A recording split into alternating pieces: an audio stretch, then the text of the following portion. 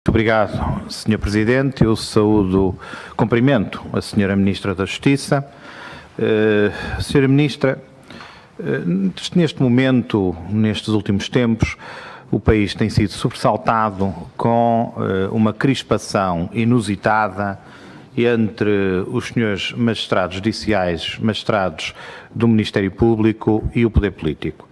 Embora já tenham existido episódios anteriores, nomeadamente com governos anteriores, em que as relações estiveram também afetadas, eu já há bastante tempo que não me recordo de uma ameaça de greve, inclusivamente uma ameaça de greve que é consubstanciada objetivamente com uma ameaça de greve a um momento, enfim, particularmente delicado da democracia portuguesa, que é a possibilidade da não recepção das candidaturas em tribunais, conforme termina a lei eleitoral autárquica, por parte dos senhores magistrados, o que implicaria pelo menos um adiamento de algumas ou até da totalidade das eleições autárquicas consoante a adesão a essa mesma greve.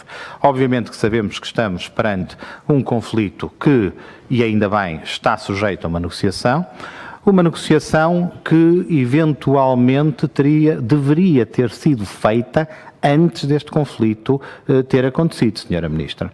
Nós temos neste momento uma negociação porque o Sr. Presidente do Supremo Tribunal de Justiça se dirigiu ao Sr. Presidente da República e hoje mesmo vão ter uma reunião, porque houve intervenção do Sr. Ministro, mas deixe que lhe diga que naquilo que lhe compete, que tem a ver com a apresentação dos projetos da revisão dos estatutos dos magistrados judiciais e do Ministério Público, deveria ter existido um dever de cuidado acrescido, até porque esta situação, como sabemos, não é nova e já provocou, enfim, diferendos entre as magistraturas e o Governo noutros momentos, que agora não se compreendem. E não se compreendem, em primeiro lugar, porque, fazendo aqui as contas, às vezes em que a Sra. Ministra, em audição regimental, e não apenas em declarações públicas, disse que estava em curso e seria apresentado em breve trecho os projetos de revisão dos estatutos,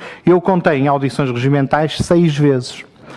6 vezes a Sra. Ministra veio aqui à primeira comissão e disse que estava para breve, que os trabalhos estavam em bom termo e que grande parte daquelas que são as reivindicações até antigas dos senhores magistrados judiciais e dos senhores magistrados do Ministério Público seriam depois observadas ou consagradas nesse mesmo estatuto. Podemos dizer que a Sra. Ministra, de alguma forma, terá sido vítima da criação de expectativas bastante elevadas. Os estatutos, quer os dos magistrados judiciais, quer os ministérios públicos, não agradaram absolutamente nada aos seus destinatários. O tom de confronto subiu até níveis que eu considero inusitados e depois houve uma segunda intervenção do Governo e particularmente da Sra. Ministra, tentando de alguma forma remediar o mal que já estava feito. Mas aconteceu uma coisa espantosa, a meu ver, é que esta segunda intervenção, particularmente quando junto dos senhores magistrados judiciais apresentou a parte que teria faltado na primeira apresentação, isto é, a parte relativa digamos assim, à parte orçamental, se me permite a expressão, acabou por criar uma crispação, aumentar e elevar o tom dessa mesma crispação. Ou seja, a Sra. Ministra conseguiu um feito que eu considero difícil de atingir. É que incompatibilizou-se quase com as magistraturas na primeira apresentação e piorou depois da intervenção no sentido corretivo que tentou fazer. Neste momento há, como acabei de dizer há pouco, um processo de negociação. O Grupo Parlamentar do PSD espera que esse processo de negociação tenha bom termo e que seja possível remediar um pouco aquilo que já está, sendo que a imagem da Justiça não ficou bem neste processo. Mas há aqui alguns pontos a esclarecer em relação a este a esta revisão dos estatutos, particularmente nos estatutos, no projeto de estatutos dos senhores magistrados do Ministério Público. Independentemente da questão orçamental, que já farei algumas perguntas também sobre isso, há aqui no projeto que nós conhecemos, penso que não será o último dos projetos, mas o penúltimo, aquele que de alguma forma teve uma apresentação mais pública, porque nas negociações e a documentação que está neste momento a ser trocada, o Parlamento Português não teve acesso, mas há um adensamento da hierarquia interna do Ministério Público. Temos muitas dúvidas que este seja o momento oportuno para se fazer exatamente isso. A senhora Ministra disse agora na sua intervenção inicial que grande parte das soluções já estavam colocadas na Lei de Organização dos Tribunais. Ora, isso é verdade em relação a algumas coisas, não o será em relação a outras. É verdade, por exemplo, em relação à questão da mobilidade geográfica, que está de facto consagrada na Lei de Organização, mas não é verdade, por exemplo, nas infrações disciplinares. E há, de facto, um alargamento das infrações disciplinares e um aumento da gravidade das penas que interferem com questões como, por exemplo, a própria liberdade da expressão, que é classificada, enfim, em dois momentos, quer como falta leve, quer como falta grave, que de alguma forma parece dar um sentido de quase que uma hierarquização, em alguns casos até com tendências militarizadas do Ministério Público, com a qual nós discordamos. Aliás, esta questão da militarização é particularmente interessante na questão da jubilação. Na jubilação dos magistrados. E porquê? Porque os magistrados jubilados acabam por passar à reserva e depois podem ser chamados para prestar funções novamente e têm que justificar porque é que não estarão eventualmente em condições de voltar a assumir as funções que já tinham abandonado em virtude da sua situação de passagem, digamos assim, à questão à etapa da jubilação.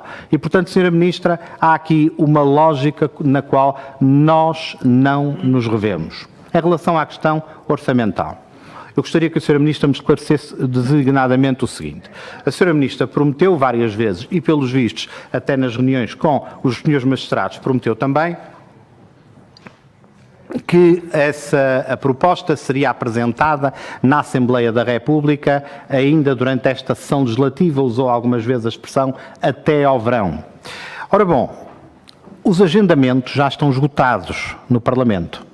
O Governo não reservou nenhum espaço, os últimos agendamentos são até dia 19 de julho, e o Governo, em Conferência de Líderes, não reservou nenhum espaço para discutir os estatutos. Portanto, esses estatutos, com toda a certeza, não serão discutidos nesta sessão legislativa.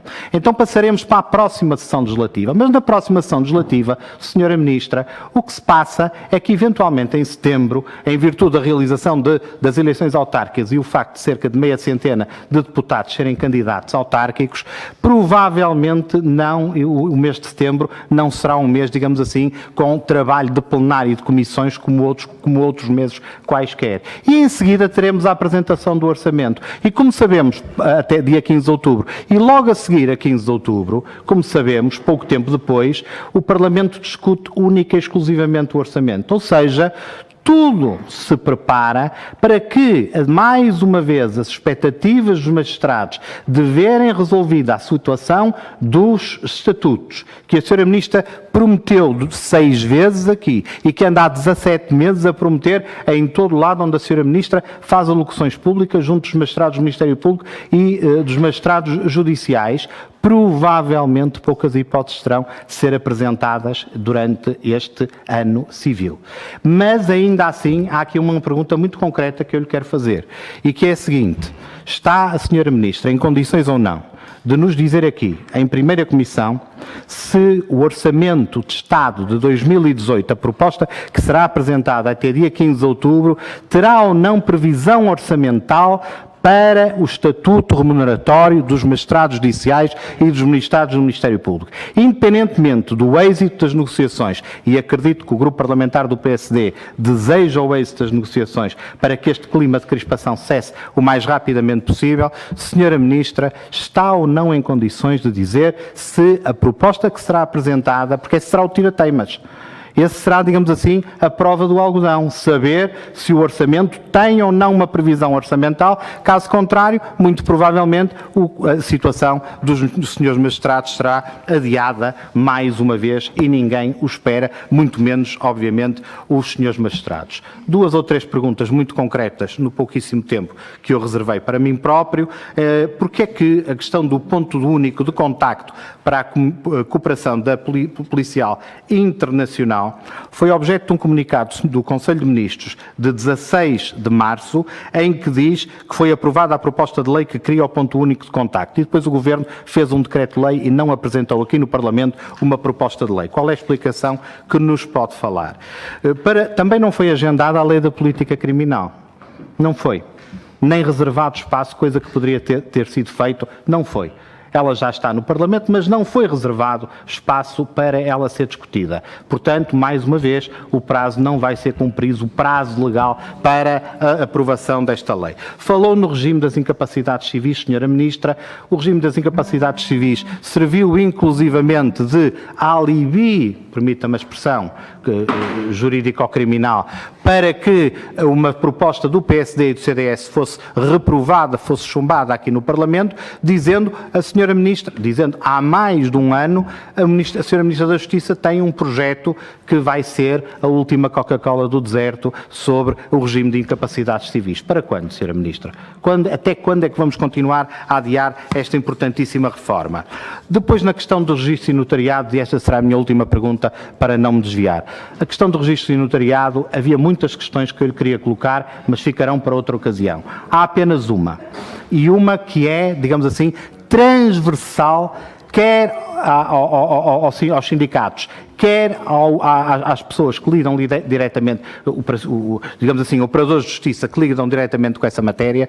Como é que é possível fazer a adaptação com o regulamento de dados, o novo regulamento de dados, sabendo que na questão dos registros, aquilo que tem acontecido é que o modelo que tem sido configurado é um modelo em que cada um dos utentes ouve aquilo que o outro utente tem para dizer, sendo obrigatório pela própria configuração do espaço a revelação de dados pessoais que ficam ao alcance não apenas do próprio e do funcionário, mas de todos aqueles que eventualmente estejam ali naqueles mesmos espaços. Sra. Ministra, é urgente resolver este problema e nós esperamos uma resposta da sua parte. Muito obrigado.